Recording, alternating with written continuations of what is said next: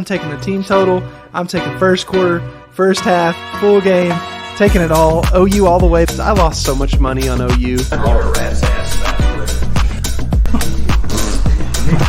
has trouble with the snap, and the ball is free. Cast starts going, all crazy. And they run through our ass like shit through a tin horn, man. That is a disgusting act by Randy Moss. What is up, and welcome to Not Another CFB Pod. This is the NFL and college weekend review show. We didn't have that many crazy bowls to talk about, but we did have some winners, which is always nice. A crazy week of NFL football, though. That's what I'm looking forward to getting into. We had some winners for you this weekend. It was great. Merry Christmas to everyone. I hope everyone had a great Christmas weekend. I know I did. It was fun. But now we got to get to the winners, man. How we doing, Beast? I'm doing good, man. I wouldn't say my betting was as good as my Christmas. It was nice being with the family. That's fine. Which was kind of funny. At least it gave me something because Saturday I didn't win a single bet, dude. I was awful. So PG was kind of taking all the weight on his shoulders this weekend because and I did good. I only lost one bet that day. So yeah, one of us. PG was definitely the guy to tail on Saturday, but it was still a good weekend. Can't complain. Yeah. It's always good to see family and whatnot, all that good stuff. Definitely got some cool presents. The little guy got some cool presents. So it was a lot of fun seeing family, and we had a really cool setup. We were basically at a big Airbnb on a big lake here in Oklahoma, and it was the perfect situation. It was just no one was there because who goes to the lake in the winter? We had tons of space for all of us to run around. It was great. So anyway, ready to get into the slate because we had an absolute loaded weekend altogether because we had all those NFL games on Saturday. We even had a couple on Sunday. We've got a Monday night game going right now. But quickly, I just want to talk about the bowls that did happen over the weekend. There weren't as many, but still, we got some winners out. Starting on Thursday, there was the Armed Forces Bowl, which was Baylor and Air Force. I was all over Air Force. They won 30-15. I don't know if you were too, but that one is one that I felt like we pegged pretty well. Then we had on Friday, we had Louisiana and Houston. Houston beat Louisiana in the Independence Bowl, which is in Louisiana. It was just kind of an ugly game. I think I was on Louisiana. I was pretty confident just because now they did cover the +7, or excuse me, it pushed. Yes, now I'm reliving all the memories. We should have won that game straight up. We ended up – you were on the over. I guess we can stop and talk about it because we did both have bets on it. I can't remember the exact scenario, but long story short, Louisiana just kept coughing up the ball. And then Houston went down. All they needed was a field goal. They ended up busting a big one for a touchdown. And, they were throwing the ball with 2 seconds left. And they scored a touchdown. I was 10 seconds, but still. And we just got unlucky. But you were on the over. That one wasn't pretty either. I just don't think Louisiana had their best game. Houston was okay. No. Houston won the game, so they pushed the +7 that we had. Yeah, so I guess credit to Houston. I shouldn't try to take it all away from them. No, it was a good win for Houston. I was kind of hoping that we'd get a 23-23 entering overtime. Yes. And then at that point, you're sitting at 46. We would have needed maybe 2 more scores, and you hit your over 57, I think it was. So we would have needed some things to happen. But just for both of us, I was like, dude, if Louisiana could take it to overtime, they might be able to pull it off, cover, whatever the case. Even if they only lost by 3, something could have happened. That's huge. But fortunately, it didn't go our way. But that one didn't go our way. But then there was the Gasparilla Bowl, Wake Forest, Missouri. Yeah. I was all over Wake Forest here. We talked about it a lot on the pod. I think you were too, right? Yeah, I had Wake Forest as well. Yeah, so that was a nice one. Yeah, Wake won it 27-17. It really, I don't know, eventually it became pretty comfortable. It just seemed like we definitely had the better quarterback in the matchup, which was our big points. A lot of times in these bowl games, that's all that matters is really having the better quarterback and being more comfortable with a certain team. Oh, yeah, 100%. We kind of said Mizzou didn't really do a ton for us on offense. We weren't necessarily afraid of them. And they kind of showed that. You put 17 points out of Mizzou. They couldn't really get anything rolling. I think it was expected that maybe Wake's defense wasn't going to play great. They actually played pretty good. You were right. Yeah. Wake played very hard in that game. It seemed like they wanted to be there more than Mizzou. So It was a good win. Yeah, we'll take that one all day. Then there was a game on Christmas Eve. It was the Hawaii Bowl. I was on. I think you were on too. We like San Diego State a lot. They did not play well, but at the same time, you go to look at the stats. They lose it to Middle Tennessee State 25-23. San Diego State dominated the score sheet, whatever you want to call it, just not the scoreboard. They turned the ball over a bunch, and a bunch of bad plays happened. Then today, we were both on the under in the Quick Lane Bowl as we're recording this Monday. It hit not easily, but it was – by the end, we felt good. Mexico State, great win for the program. They beat Bowling Green 24-19. But both of us on that under, so that was a good cash for us to kind of kick this, next week off. Like the way to start that. Yeah, I needed that one because, like I said, like we were rolling off that San Diego State loss was like the last college play of like up until today, and then I was like, dude, I need a winner because like it was a tough Saturday on Christmas Eve, and I needed to kind of get that bad taste out of my mouth. We kind of did that. It's a new week. We got some really good bowls coming up, so it was a good way to get our Monday started off. You know what I mean? Yes, it was. And it's a fresh week. There's lots of bowl games in the middle of this week. So we'll talk about those. And then obviously when we do our weekend preview show, that's when we'll talk about a few of the bigger bowls again, and then the whole NFL slate. Let's talk about this weekend's NFL slate though. Week 16, a lot of movers in the playoff realm. My Cowboys got a great win. Just a bit of a spoiler there. Should be noted, we're recording Monday night. Right now, the Chargers are up 7-0 on the Colts in the second quarter. Not a lot going on in that game. Obviously, the Chargers are in a wild card spot right now, so we're kind of keeping an eye on that. Maybe they let the Patriots slip up in there or the Jets. Anything crazy like that could happen. So we'll see, but so far, so good for the Chargers. Okay, so Thursday night, we had the Jags and the Jets. The Jaguars won a big one, 19-3. There, in New Jersey, wherever it is that the Jets play, we always argue about that. You have any quick thoughts on the Jags? I mean, they're rolling right now. They're technically in first place in that division right now. Yeah, they look great. I think this is kind of probably what we expected out of Jacksonville, is that they'd be kind of scrappy. But they're fighting for the playoffs now. Their defense doesn't get talked about enough. No, not at all. I mean, the fact you held the Jets to 3 points, I know the Jets aren't necessarily like the Kansas City Chiefs by any means, but like they could still put up some points, and like, there's still some pieces there. And the fact that Jacksonville just kind of went on the road and got that one done too. That's the other thing, is that's a tough road win to pull off, Yes, absolutely. All right. So with that said, let's jump into the Saturday. So this was Christmas Eve, tons and tons of games. I didn't get to see as many as I'd like. I didn't get to have the remote in my hand, but I still did watch a lot of football that day. My laptop was at the other cabin, and it was very cold this weekend here, and so I didn't want to walk across the way. I was being lazy. But we did have some cool results. Some interesting games went down. I guess we got to start here because it's our team, the Lions. They fell just a little bit short to the Panthers, 37-23. I want you to mainly talk about this game.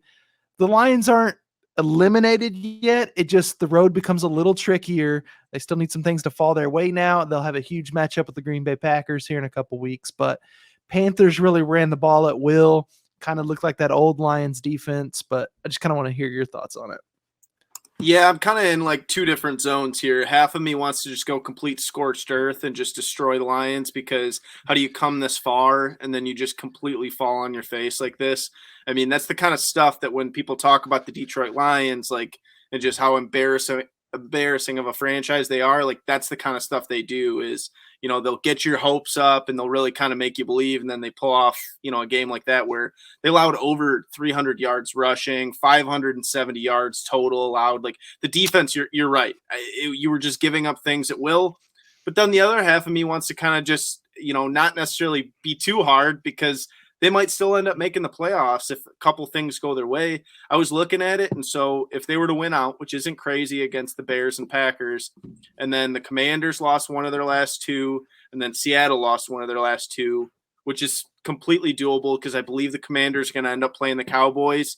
And then I want to say Seattle's playing the Jets this week, which is a tough matchup. It's very, very doable that could happen. So I don't want to be like too hard on it. And then a couple of weeks from now, people are like, you gave up on the Lions, 2 weeks ago. It's like, no, but it's valid for all of Detroit to be upset with them right now. And it was a bad scene from the Lions fans on Twitter on Saturday. Oh, Kind yeah. of ruined Christmas Eve at 1:00 in the afternoon, man. Yeah, it was an early L there. But the one good thing about losing early is you got the rest of the day to kind of It's true. rebound, there's lots of good football on, which we'll get into. I kind of want to just cover every game that happened that day. Yeah. Start with kind of a couple stinkers because we probably don't have a lot to say about them.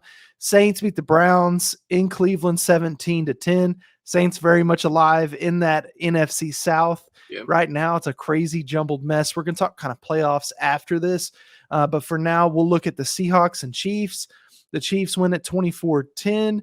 Famously, after the Seahawks receivers all came out with no shirts on, acting like it wasn't cold and doing all that. It was like 12 degrees out or whatever. Tough way to go. Tough way to go. One of the best games of the day. We got to stop here. Vikings, Giants. I was on Giants +4. I didn't even sprinkle the money line, to be honest with you. I wanted to, but we just stuck with Giants +4. Vikings win it at home in a thriller, 27-24, a last-second field goal from 61 yards. It was great from beginning to end, really. It was a really good game, especially that fourth quarter. Fourth quarter was nuts. Yeah, I'm not so sure I expected the Giants to keep up so much in this game, and that's probably me just kind of underrating the Giants, I guess. Well, but good for the Vikings. As much as we see, everybody can talk about the point differential thing, like they still just keep getting wins. And unfortunately, like I hate to say it, but they're getting wins, and that's all that matters at the end of the day. They are 11-0 in one-score games this year. Yeah. I don't know how sustainable that is, but it's very impressive. I know that. But one thing about the Vikings, you asked kind of how did the Giants stay around in this one? Dude, Daniel Jones threw for 334 yards in Minnesota. Like, the Vikings pass defense is really bad. The run defense isn't a whole lot better, but it's definitely better than their pass defense. I think at some point, even though the Giants weren't real far behind, they were actually up a good portion of this game. They just kind of Saquon Barkley only had 14 carries. They didn't even just try to force the run because the pass was so successful. As I said, Daniel Jones, 334 passing and a touchdown, well over his prop. I'm sure. I don't know exactly what his passing number was that day, but again, a great win for the Vikings. It's probably good for the Lions though that the Giants didn't win. So, hey, there's that. Yeah, a lot of those playoff kind of numbers that we kind of were going through as far as keeping the door open for some of these teams like the Lions, Yeah, so then we had Bengals and Patriots. Crazy result. The Bengals looked like they were just way better for the first half. Then the second half, the Patriots score 18. The Bengals score 0 in the second half, but the Bengals still do win 22-18. I think did you have Pats +3?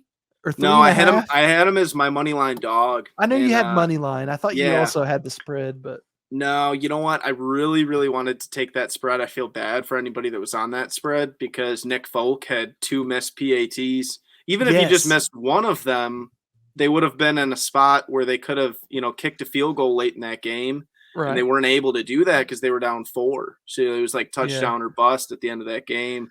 But yeah, no, I felt bad just because it's tough when there's 2 missed PATs, which are things that feel like gimmies, but it was windy and that's just what happens. You know what I mean? So one of those PATs you were talking about that he missed, it looked like it was going right down the middle, and you could just tell where the wind just had way more power than his kick did at one point, and the wind just blew that thing all the way across and it missed. And I was like, wow, that is windy. It was especially one part of the stadium in particular. I think just kind of the way that stadium's constructed.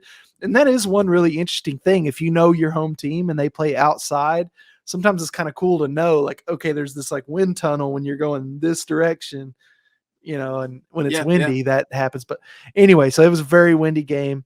There's another kind of a bit of a stinker. Falcons, Ravens. Ravens win at home 17-9. Kind of probably eliminated the Falcons in that race there for the NFC South. So we have kind of our first victim. Yeah. I mean, technically they could win if they won out and some other things happen for them, but more or less they're out. I had the under in this game's only the reason that I kind of brought it up. There you go. Texans, Titans. The Texans win it 19-14. Shout out our good friend Coda Capper Kyle. He's a big Titans fan, and honestly, he deserves better, man. This wasn't fun for him. It can't be. that Texans team, Scrappy Texans. I don't really know. Like, we kind of had that discussion. It's like they were 1-10-1 or something like that entering this week, or 1-12-1. I don't know what 1-12-1. 1-12-1. Yeah. So now they got 2 wins, but 2-12-1 now. Yeah, 2-12-1. But for as bad as their record was, they played some really, really close games the last couple weeks, and obviously they finally pulled it off this week. But Titans dropping that one at home, that's just, it can't happen, because they're just as much in that playoff race as anybody else, because they've lost so many games on the stretch now. They controlled their own destiny, and now they don't. The Jags, shout out Pumbaa, our good friend also at the network, is a big Jags fan, and right now they're sitting in that slot. We'll talk about playoffs a little bit more right after this, just because we want to lay out how everything shook out on Sunday. So then we had Commanders 49ers. Now this was going on at the same time as Cowboys Eagles was, so I didn't really see much of it. But the 49ers, they had their foot on the gas in that second half. They really took off. They won at 37-20. Bit of a high scoring game. If you're thinking about 49ers games, Brock Purdy had some pretty good stats. He's, just doing the thing. They're getting Greg Kittle involved. I see that Greg Kittle was the leading receiver, 120 yards, 2 touchdowns. So, hey, get the big man involved, and a lot of time good things will happen. Yeah, no, that was I had the under in that one, so I was devastated. It was at 14 at half. It was 7-7 game. Yeah, 7-7. That's what I was just looking at. In the second half, just was crazy. Like, dude, you got to be kidding me. But you're right. They had George Kittle just going all over the place, and it was just like all nuts, man. So good for the 49ers. Maybe they're just kind of peaking at the right time. They are.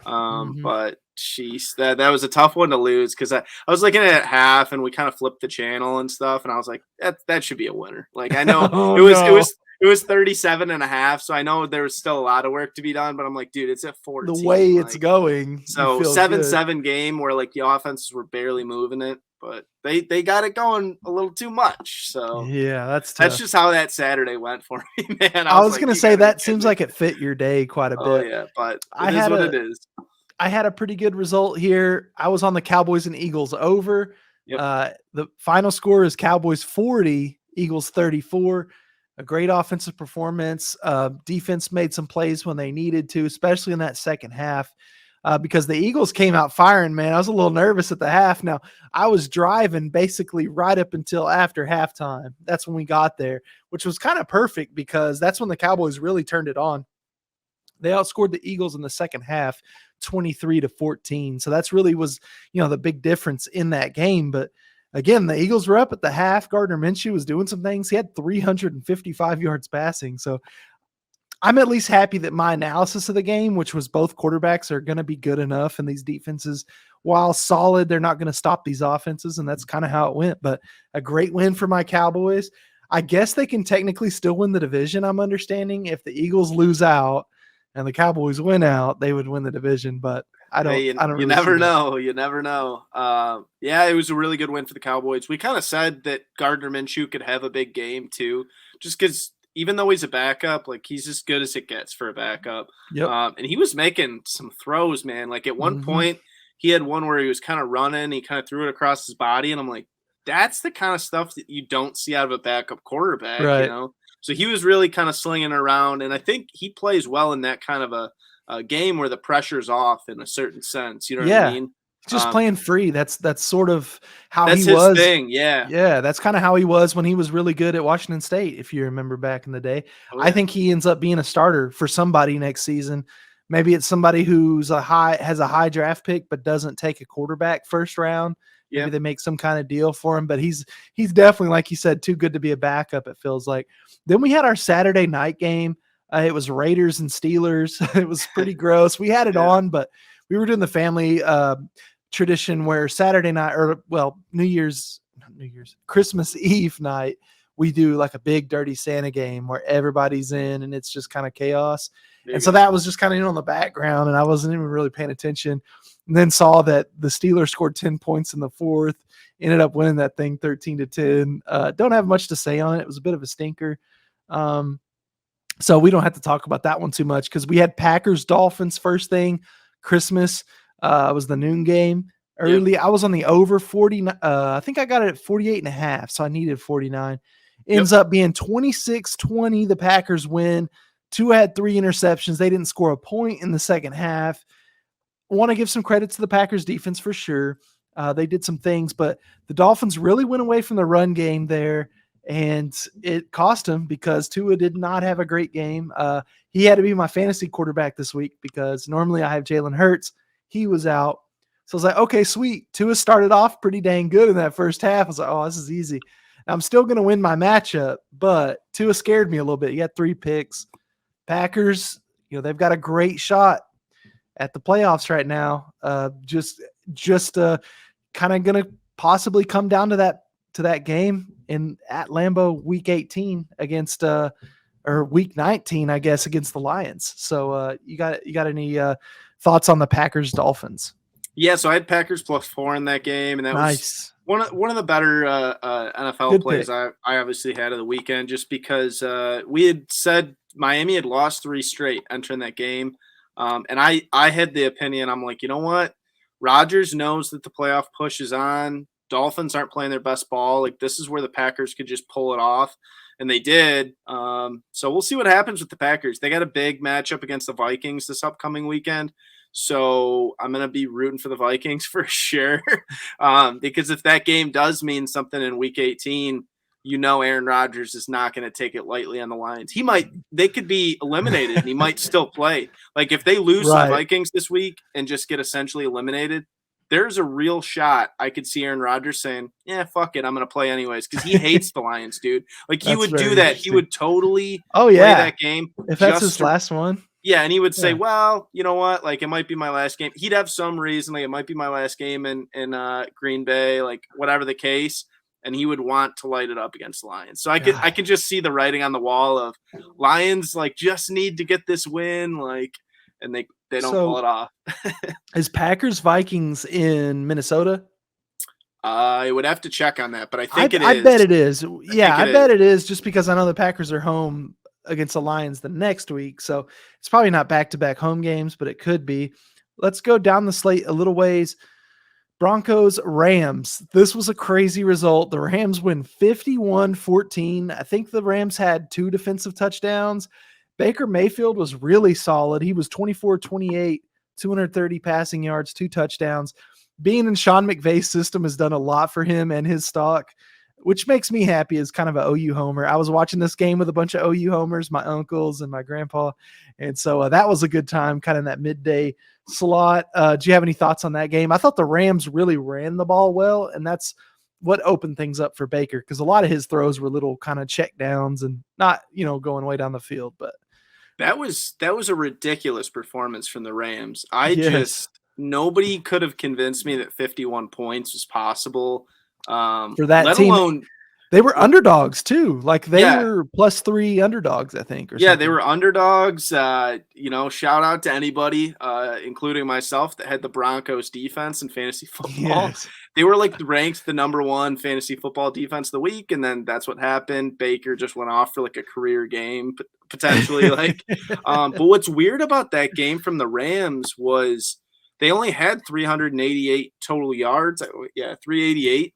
And they put up 45 points of offensive touchdown or offensive points. Like, they only had 1 pick 6, I believe it was, or fumble recovery touchdown. It was pick 6, I think. Yeah, pick 6, I believe. So, but they put up 45 something points without even putting up 400 total yards, which I was kind of explaining that to one of my uncles. I'm like, that's actually pretty statistically hard to do. I'm like, typically, it's hard to find that many points off, only 388 total yards.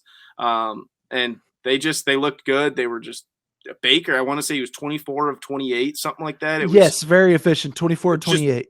Yeah. Ridiculous, man. He was playing kind of the same thing we said with Minshew, where there's no pressure, where you're playing loose, you're just slinging the ball around, and Baker looked awesome. He looked really pumped up in the post-game interview. He looks like a new guy. Yeah, he won the MVP, Nickelodeon valuable player, or whatever it is. Nick's valuable player. So it was a very funny interview. So a little kid interviewed him, or a little girl, I should say. It's not a little girl, but she's 16 probably. I don't even know if she's 18 yet.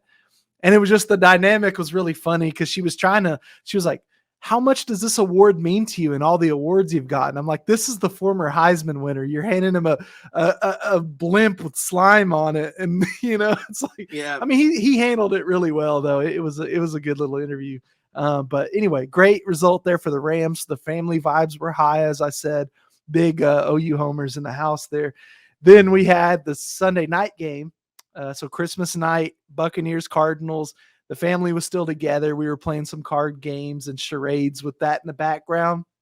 And by the time I left, it was kind of getting close to the end of the fourth quarter. Obviously, the Buccaneers had it tied up with a field goal, and then it goes to OT. The Buccaneers do get the win in overtime, 19-16. I'm going to go on record, and because I was kind of doing this on Twitter, I want the Bucs. I want the Bucs. Cowboys want the Bucs because the Bucs just aren't very good.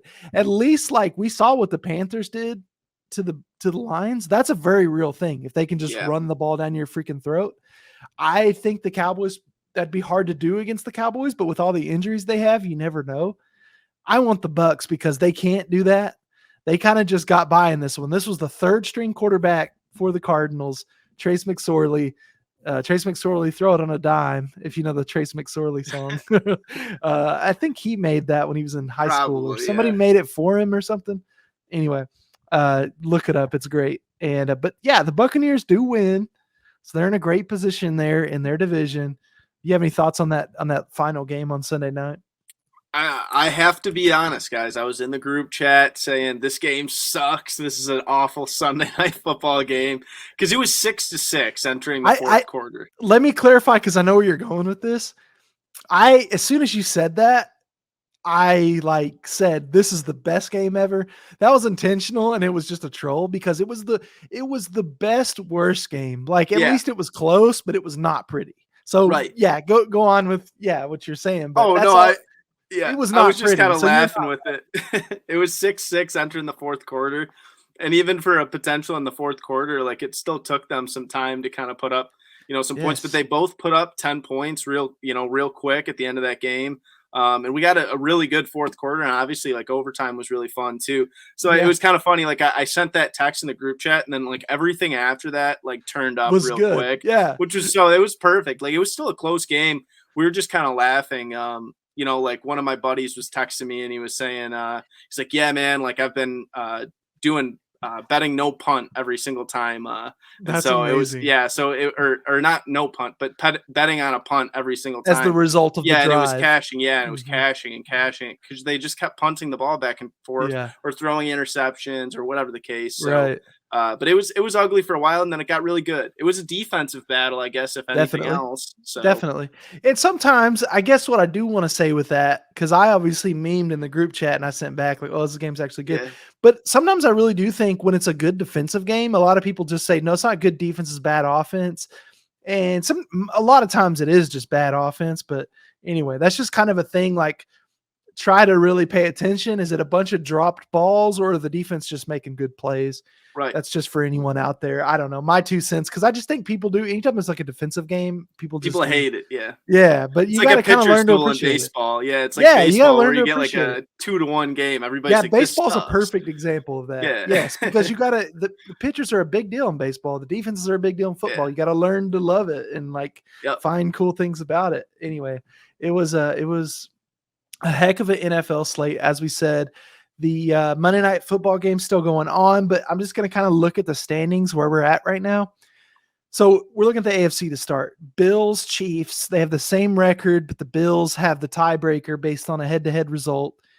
Obviously, would probably need to win out to get that 1 seed, but that's a big deal, man. Home field advantage, especially between these two, seems like a massive deal because I think most people would say that's our number 1 and 2 teams just in the NFL right now. I would say so. I'd probably be on board with you. And you're right, that home field advantage in the playoffs is so important because those playoff games, it's really where that kind of being able to play in your own comfortable environment and just having everything on your side. Because things get weird in the playoffs. Mm-hmm. Kickers start missing field goals that they don't. Like we see doinks in the playoffs that don't happen. We see some receivers sometimes kind of dropping balls that they don't drop. Like there's a lot of pressure. The stakes get high. Guys don't always perform. So to be comfortable it matters to me. And having fans behind you, like it Yes. does matter, especially in the playoffs. So here's the scenario. It's the AFC Championship game. We're in Buffalo. Kansas City Chiefs coming to town. Just a foot of snow falling, man. It doesn't get any better than that. I'm already thinking about it. That's kind of what we need, even though there's more teams to talk about. So the Bengals, they are in that, that AFC North. Yep. There, they got the lead right now. The Bengals do. Now I'm trying to see because Ravens are one game behind, I think. Ravens have locked up a playoff spot, just a game behind. I just want to see their schedules really quickly because I feel like not even play here coming forward. So that's one thing I love that the NFL does is they end up propping these teams against each other to sort of end the season. So I'm hitting full schedule. I don't know why ESPN doesn't show the full schedule.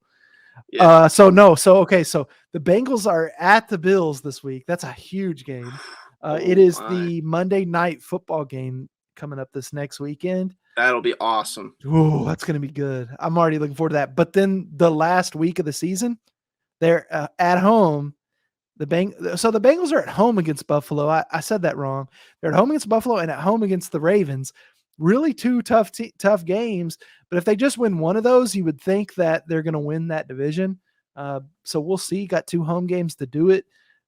I can't wait because the Bengals are really playing some good football right now. Let's say they won 1, 2, 3, 4, 5, 6, 7 games in a row right now.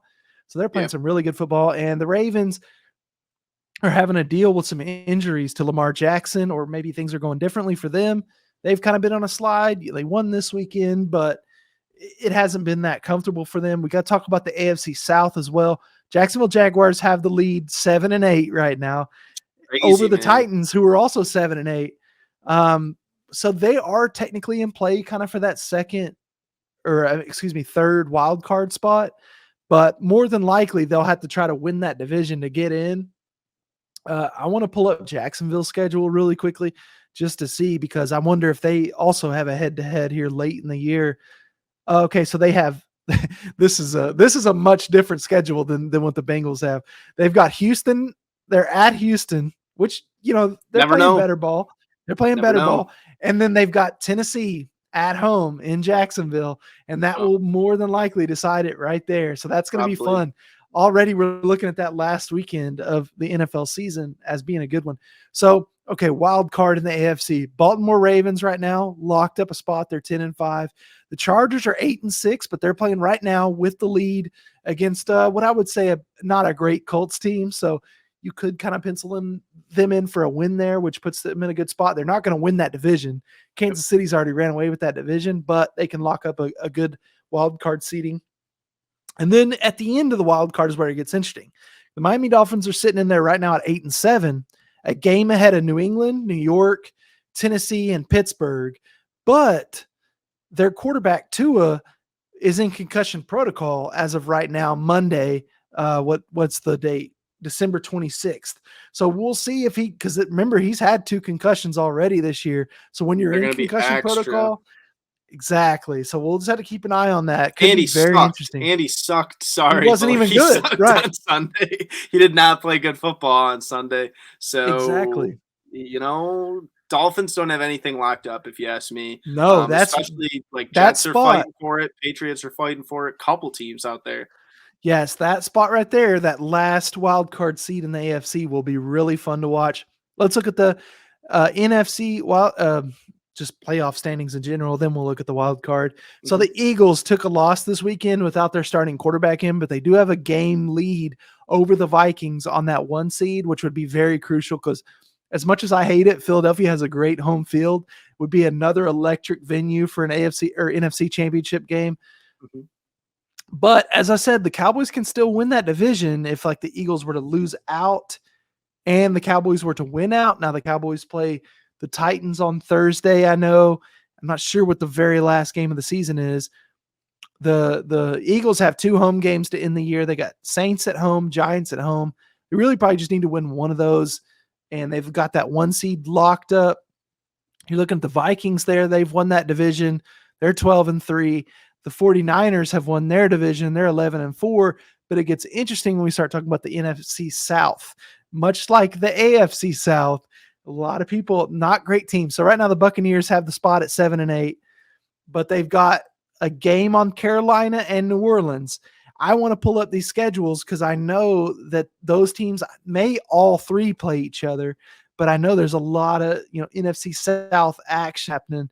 Yeah, so next week at home, Tampa Bay has the Panthers, who are playing some really good football right now. And then they're at the Falcons, who would just be trying to ruin their season at that point in the season. How do you see that Panthers, who do you see winning that division, I guess I should say? I haven't necessarily looked at that spread for that next week's game, but I got to say, maybe it's just a little bit of recency bias, but the Panthers, man, the way that running game looked against Detroit, they looked unstoppable. That offensive line, and it wasn't like it was. Don't get me wrong. I thought the Lions defense just looked awful. They weren't stacking the box. Like there were a lot of things going on there, but the Panthers offensive line was moving bodies around. Like they were manhandling a Detroit defensive line that up until then had played some really, really good ball the last few weeks. We saw them stop a couple different running backs, including guys like Saquon. And they had issues with Deontay Foreman. You know what I mean? And like it was a lot of issues. Foreman. They rushed for over 300 yards. Like that's the kind of stuff that if you can do that again, I'm not saying that they're going to do it against Tampa Bay, but Tampa Bay's offense was not looking great last night. It's doable. I might have to just kind of, once the spreads come out, I might have to put a play on the Panthers just because everybody's going to say, oh, Brady ain't choking. I don't know, man. Especially at home, yeah. Yeah, everybody's going to be on Brady's side, I think, because they don't want to believe that the Panthers are good. But Panthers have been random this year. One week they'll look awful, and then other weeks they play like they did last week where it's just an unstoppable force. So I could see it happening, I guess is what I'm getting at. I could see them winning that game. Yeah. So that's the big one. It's going to be Carolina at the Buccaneers. And then if the Carolina Panthers can win that, they play in New Orleans. And then that will kind of end up being for the division. Yeah. So either way this goes, that NFC South and really the AFC South too, I keep kind of mixing them up. Both of those are going to be excellent kind of final stretches to watch. Maybe they're not the best teams. They may all lose out in the first round of the playoffs. It's probably the most likely thing. Right. But still, like, it's going to be entertaining. The NFL really scheduled this well. Let's move down. So the Cowboys then have the top wild card spot, and they've basically locked that up. Really, the only place they can go is up, and I don't really see the Eagles losing out, as I just said. Then it's the Giants and Commanders. Giants are sitting there 8-6-1. Commanders are 7-7-1. Then you've got Seattle Seahawks at 7-8, Detroit Lions at 7-8, Green Bay Packers at 7-8. So that the last two, but especially that Commander spot right now is very much up for grabs. I kind of want to pull up the Commanders schedule going forward. I do think they play the Cowboys the very last week of the season. So they play the Cowboys in Washington to end the year. Now the bad news is the Cowboys might not be playing for anything at that point in time. They have the Browns next week at home as well. The Browns aren't playing for nothing. They got eliminated. So honestly, Washington, the way their schedule fell, might be just perfect for them. But we'll see. I mean, crazy things happen. As I said, the schedule has just been crazy. I don't know if the NFL is just lucky or good, but going forward, I want to pull up the Giants schedule as well because they have that second wild card spot. Yep. So Giants got Colts at home. Yeah. Yep. And then at Eagles. So perfect. Yeah. And the thing is that Eagles game is going to be on the road. So even if it is Gardner Minshew, we just said we liked Gardner Minshew, so maybe they're fine and they actually really win good that Eagles team, even with bad. Like they could still win that game. And actually, there is a scenario where the Eagles are playing for that number one seed and trying to get that home field advantage versus the Vikings are one game back, I believe. So those teams might be playing for a number one seed that last week. That's the only hope I have because I think you're right. The Cowboys, it probably won't matter. The Eagles and the Vikings that last week could potentially be, fighting for a number one seed. I don't know if that means you still play your starters. I probably would though. But especially if you think you're going to get a bye out of the deal.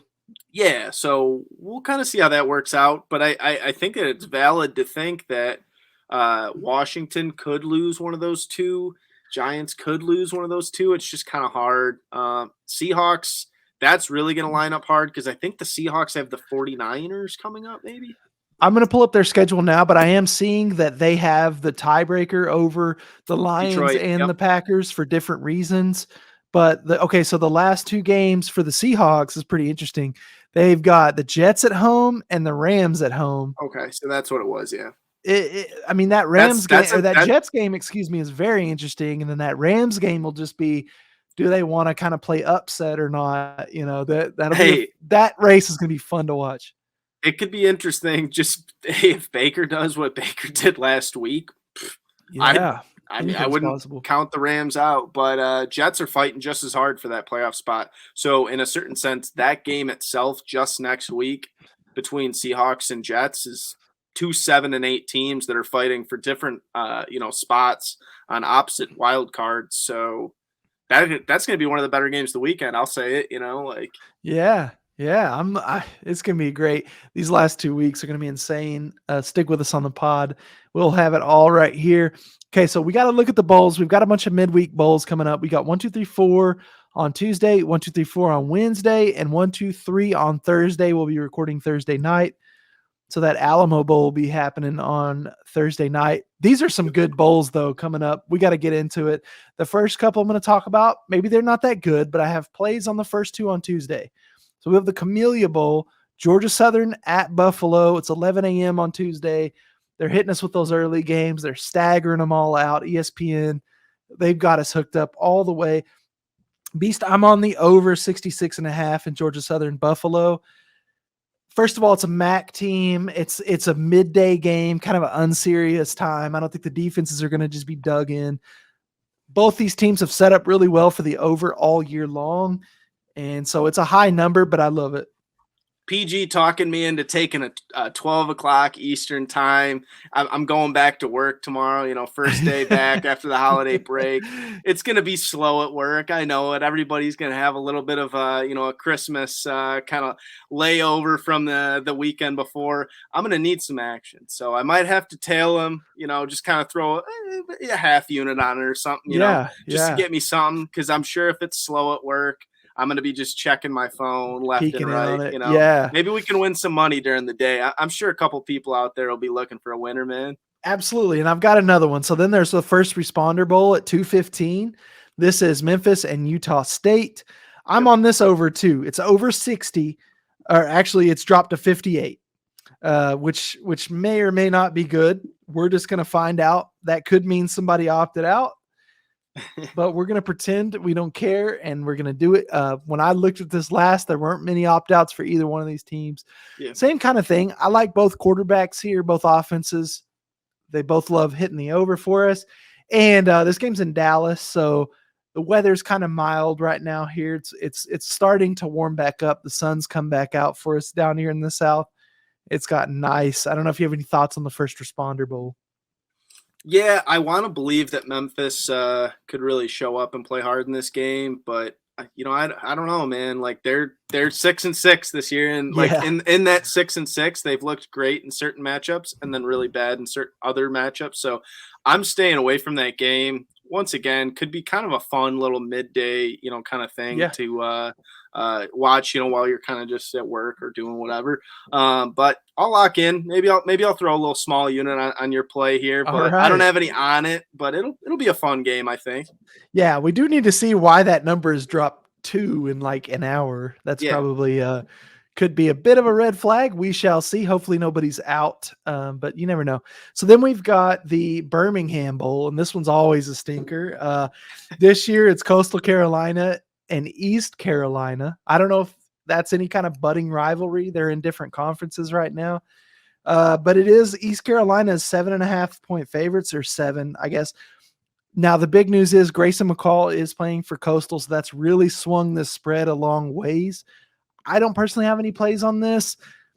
It might be one of those deals where it's 5:45. I'm going to be in Kansas again, so get on the online sports books. There might be a little sprinkle here or there. I'm kind of hoping Beast has a play or something like that I can tell. Do you have any thoughts on the Birmingham Bowl?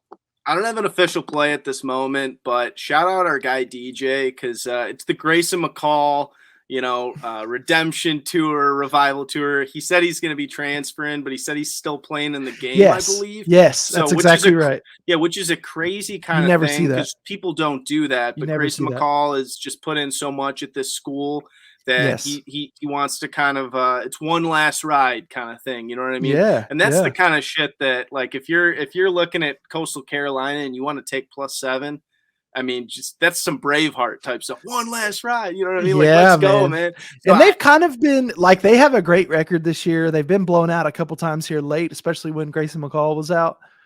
But man, if you wanted to buy low spot on them, for East Carolina to be 7-point favorites is, I don't know.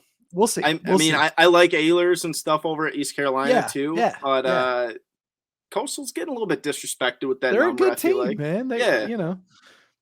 All right, so then we've got, this bowl, I can't even really get too hyped for it. 9:15 Tuesday night. You've got the Guaranteed Rate Bowl. It's in Arizona, I believe. So the weather's going to be great. It's Wisconsin, Oklahoma State, which on paper looks awesome. Then you look into it, Oklahoma State, like everyone's in the portal. Wisconsin, like everyone's in the portal.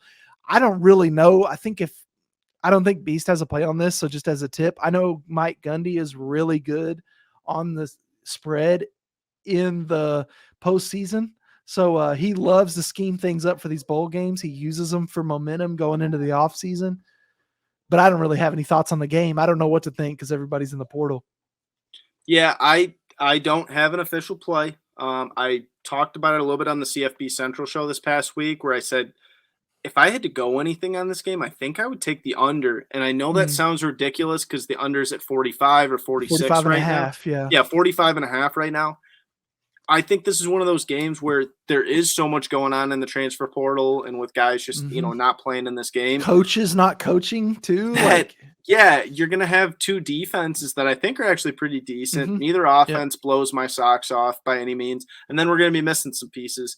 I think this is one of those games that, like you said, at 9:15 Central, 10:15 Eastern, everybody's probably going to be looking at it as like, oh, I want to get some action in on it. They're hoping for a high-scoring, fun game. Yeah. And it just really underwhelms. Like, everybody tunes into it, and then by like 11 o'clock, they're like, this game's not very good. Like, I'm going to turn it off, or they just kind of, whatever the case. And I think this could be one of those games where it finishes at like 37 points. I can see like it. a 20-17 type finish. You know what I mean? So that moves us into Wednesday. And Wednesday, we've got 4 good bowls again, starting out with maybe the weakest matchup of the day, probably.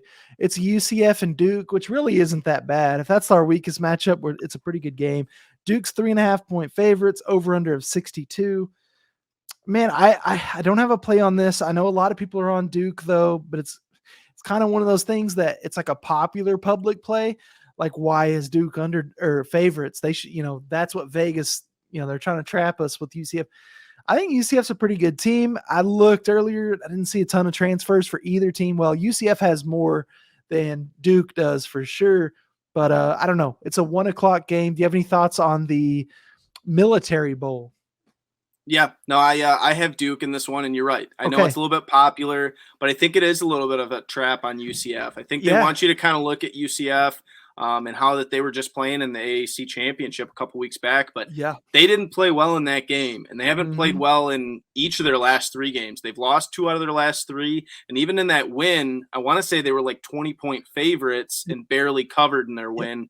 So they didn't really play well in each of the last 3 games. They also have one of their starting cornerbacks in the transfer portal, and then they have a starting linebacker that's leaving as well. So that's 2 pieces that I think are going to kind of matter. Duke, meanwhile, man, they're 4-1 in their last 5, and that loss was to Pitt on the road, which is kind of a tough, that's a tough place to play, to go on the road, and they barely lost. I want to say it was a 2-point loss, so they played well in their last 5. I really like what we're kind of getting out of, this quarterback, Riley Leonard. We kind of talked about him a lot this year. Really has been impressive for Duke for the majority of the season. He's playing his best ball right now, too. Like, if you look at his last 3-4 games here, his QBR has been up. It's some of his best games he's had. I think he's kind of just going to go into this matchup. And, Duke, they're not typically a team that is really playing for a lot. They don't play in a ton of bowl games always. So I think they're going to get up for this game. And I think that UCF, is already kind of hitting a little bit of a trough, and then they're going to have a couple guys sitting out because of the transfer. Yeah. So I think -3.5. I know it seems like a little bit of a weird number, but I think you're right. I think it is a trap. I think people won't always look at the transfer portal stuff, and I think Duke covers this one. So I'm excited about that one. I know it's probably not our best game on Wednesday, but I think it's a good way to start the day off. Great way to start the day. I'm going to have to tail that for sure. Then we got Kansas, Arkansas in the Liberty Bowl. I actually think this is a decent little matchup. I think I want to be on Kansas. You got to look at Kansas, though. Kind of the second half of the year was definitely a much worse part of the year for them. But when you look over at Arkansas, Kansas is 3-point underdogs in this one. A lot of guys out for Arkansas, and the guys they do have out are like starters. Their defensive coordinator, Barry Odom, took a new job. So a lot of these defensive guys are taking a break, sitting out, whatever it may be, transferring. And that could be a big deal for Kansas because Kansas can score points on you. Could be a track meet. Do you have any thoughts on the Liberty Bowl? Yep, you pretty much took the words out of my mouth. I'm on Kansas +3 here. Huge. This is probably the play out of the two I would say I like the most, and that's just because you're right. Arkansas is going to be missing 2 linebackers, a safety, and a defensive tackle. One of those linebackers is their best pass rusher. I want to say this kid had like 9.5 sacks this year. So your leading, pass rusher is going to be gone. That kind of stuff matters because Jalen Daniels has already kind of been just trying to get healthy and stuff. And, obviously we saw a lot of talent out of him early in the season. He's kind of just been working to get healthy. I think this is probably going to be the healthiest he's been in a minute, just kind of going into this game. And I think with Arkansas's defensive coordinator leaving, maybe that defense just kind of reeling right now. KJ Jefferson's going to make it a shootout. There's no doubt about that. I think that Arkansas offense will be moving the ball. I just think Kansas, there's no reason that they should be 3-point dogs, in my opinion. Feels much more like a pick 'em with all that, stuff going on defense. Yep. Jalen Daniels could probably move the ball too. So maybe we get a shootout. And if I can get a 3-point underdog, that's a nice number to get on a team that I think should probably be just as equally favored. You know what I mean? Yeah. Okay, so then we have the Holiday Bowl. This is always a good one. Oregon and North Carolina going at it. North Carolina traveling a long way across the country. They've lost their offensive coordinator took a different job, and I know they're one of their best receivers, Downs, is not going to play in this one. Believe he's sitting out for the draft. He could just be sitting on the transfer portal, but I think it's the draft. I think it's draft as well. Oregon is 14-point favorites. I was pretty surprised. Now this over-under is where I'm looking. It's not an official play yet, but I'm looking at this under 75.5. The public loves this over, and for good reason. Both these offenses have scored a lot of points this year. There's a lot of defensive guys for Oregon sitting out. That's kind of why I want to look at North Carolina +14. When you've got an offense as good as they have, that's a lot of points, man. The back doors open, things like that. I'm just kind of looking to see where the public pushes this line to, both the over and under and the spread, and then I'll kind of have a play on it. So we'll see. Just kind of stay tuned on the timeline for that one. But you got any thoughts on the Holiday Bowl? Gosh, I'm so happy you said that, man, because I was looking at that under bad. I really wanted it too. So I think we might have to talk ourselves into playing it. And you're right. Maybe we wait, try to see if we can get a 76. I think it's going to keep going our way. So. Yeah. And that's a ridiculously high total. And typically we're always like, oh, you got to take these high totals. At a certain point, you have to kind of stop yourself and say 71, 70. That's my break point where it's okay, now the game has to go dang near perfect. You need 11 touchdowns to hit that over. That's so hard to do. It's a lot, man. And we really like that Oregon defense. We've said, they got some guys. Cristobal really recruited well for that defense before he left. And they've done a good job for a lot of the season in a pretty tough Pac-12. You got to say, they've had some really good teams between USC, UCLA, Washington. The Pac-12 was stacked with offense this year. I think Oregon's defense can kind of keep this game, relatively good pace-wise. I might have to talk myself into taking that under because by the time that game rolls around, I know I'm going to want to take it. So PG's he's already kind of talking me into this one. I liked it, so. Let's go. Okay, so then we have to round out Wednesday. We've got the Texas Tech playing Ole Miss in Houston. It's the Tax Act Texas Bowl. Texas Bowl is always good for something. It's going to be a cold one classic, 8 p.m. Central. Texas Tech, 3.5-point underdogs, over under of 71. I think that's a little bit maybe of a high total too. Got to wait and see. you got any thoughts on the Texas Bowl? It's a weird number. I feel like Texas Tech should not be 3.5-point dogs, but I don't think I like them enough to put a play on it. I know. That's exactly how I feel. It's really weird because I'm like, damn, like this should be under 3 points. This should be like a 2-point spread, a 2.5-point spread. That 3.5 feels like that, perfect football number. But I just can't talk myself into taking Texas Tech right now. Maybe I can come around by game time, but it looks like a lot of the money is going Mississippi's way too. So it's typically kind of sharp action going that way. So it's just it's hard. I'm gonna have to stay away. There's gonna be a lot of other good games obviously going on this week. Yeah. Speaking of that, let's talk about Thursday. We're gonna round it out. Start with the Pinstripe Bowl, Syracuse, Minnesota, 1 p.m. on Thursday. I didn't really have many thoughts on this. It is interesting that Syracuse best player, their running back, is out, sitting out, I think, for Tucker, the draft. I liked Minnesota this year, but I like Syracuse over under 42. It's such a low number that it's hard to even take. Now, this game is in New York, so we'll have to keep an eye out because if there's bad weather, I might be interested in that under. Do you have any thoughts on the Pinstripe Bowl? Yeah, I think there's a real chance that we kind of get some of this nasty cold weather. I don't think anything's changing in Detroit in the next couple days. It's going to be frigid cold. I'm going to be kind of getting my windshield scraper out. So I think the same thing's going to be going on in New York for that Pinstripe Bowl. But Minnesota's defense, if they can do what they've done all year long, I would expect they should just be able to win this game with one of those ugly defensive, games that they've been kind of notorious for in the Big Ten this season where they just win, like they'll win it like 23-10 or something like, very, very ugly games that Minnesota likes to win. I could see it happening and they could cover that spread, but they could also definitely go under that. Definitely. So let's talk about it. The Cheez-It Bowl, the OU Sooners and Florida State going down in Orlando, Florida. Let me just say, I've already said this is maybe one of the most brutal matchups. 6-6 OU versus number 13, 9-3 Florida State. Florida State's got all the momentum in the world. They've convinced every player on their roster to come back for next year. This is a huge momentum game for them. Right now, I see Florida State as a 10-point favorite on here now. Over under of 66. I guess the over is where I would lean. I hate this matchup for OU. They've got a bunch of guys sitting out. A couple transfer portals, but mostly draft stuff.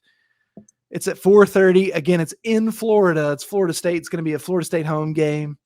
Very tough matchup. Orlando's like, I forgot what they said, like an hour from Tallahassee or something. You got any thoughts on the Cheez-It Bowl? I am a little bit curious why, because OU at times this year kind of definitely struggled. We saw them. Obviously, they went 6-6 this year. I'm not like quite sure how they got lined up with a 9-3 Florida State team that's number 13 in the country. You know what I mean? Like, yes, I know they try their best with some of these matchups. It feels like maybe they kind of screwed OU here. Like OU could have gotten a much better matchup. Yes. It's like, damn, bro. Yeah. So basically what happened was a lot of Big 12 teams were 6-3. And so what that allowed the Bulls to do is instead of there being like a 7-5 team and then it was like this big block of 6-3 teams. And then just like the first bowl gets the first pick. And so OU was the first pick out of the 6-6 squad. Yeah. And Florida State coming out of the ACC, they were one of the better picks. And it's just like a big fan matchup, but don't see a lot of OU fans going down to Orlando for it, but I could be wrong. We've got one more bowl game to talk about. It's Texas and Washington and the Alamo Bowl, 8 p.m. Cold One Classic. Excuse me. Man, this one could be good. Could be good. Now, Bijan Robinson's out. Some other guys from Texas that are entering the portal and both sitting out for the draft. I'm just trying to pull up. Okay, so Texas is still the favorites, though, by 3, over under of 67.5. You have any thoughts on the Alamo Bowl? Yeah, do we have confirmation? Is Penix Jr. going to be playing in this game? I'm assuming so. Yeah, he's coming back, so I would assume he's playing. I'll pull up my cheat sheet real quick. Yeah, I mean, either way, though, you're spot on that this is going to be one of the best games of the weekend. Kind of leads into, obviously, a really fun New Year's weekend of football. This is one of those matchups that Texas a lot of times this year I watched them and I was like, man, they just keep slipping up. But recently they've been playing like a top 20 team. Obviously, they're number 20 in the country right now. And Washington and Penix Jr., that offense is just electric, dude. So if Penix Jr. is playing, I really like the potential that this could kind of turn into one of those shootouts. Penix Jr. has reiterated that he's not opting out. He has never played in a bowl.